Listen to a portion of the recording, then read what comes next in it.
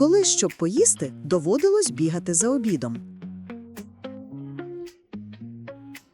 Піймав, тепер неси. І бажано живим залишитись. А потім ще й розпалити вогонь. 3-я година пішла. Нарешті, їжа врятованих.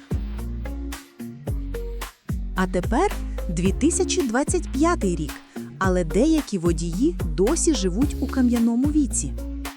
Сучасний водій просто вмикає автомобільну мультиварку від прикурювача. Гаряча, домашня їжа без костра, кіптяви і пригод. Замовляй автомобільні мультиварки в магазині «Карбос» та не будь австралопітеком.